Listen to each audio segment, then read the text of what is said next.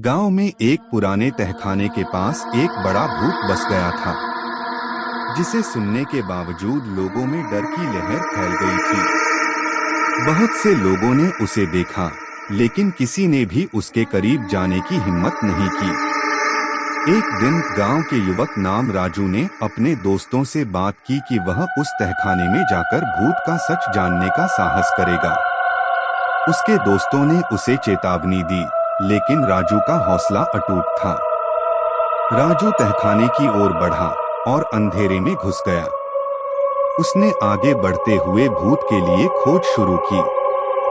धीरे धीरे वह एक पुराने कमरे में पहुंचा, जहां प्रकाश की कोई झलक भी नहीं थी। अचानक उसने कुछ सुना। एक भीड़-भाड़ और खिसियान जैसा ध्वनि आ रहा था।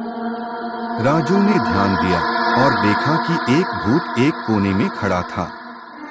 वह एक पुराने बर्तन को हिला रहा था और उसकी आंखों में दरिद्रता का दर्पण था। भूत ने राजू को देख लिया और भागने की कोशिश की, लेकिन उसके पैर जम गए। राजू डर के बावजूद आगे बढ़ा और भूत के पास पहुंचा। उसने भूत से पूछा, तुम कौन हो और तुम यहाँ क्यों हो? भूत ने विकार भरी आंखों से राजू को देखा और डरावनी आवाज में कहा, मैं यहाँ काफिर राजा के सेवक था, लेकिन उसने मुझे धोखा दिया और मुझे यहाँ बंद कर दिया। मेरी आत्मा अब भी इस कमरे में बंद है। राजू का दिल दहल गया।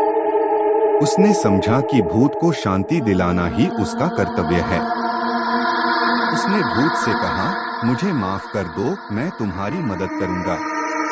भूत ने आंखें फेरी और कहा, अगर तुम मेरी आत्मा को शांति दिला सकते हो तो मैं तुम्हारे लिए धन्य होऊंगा।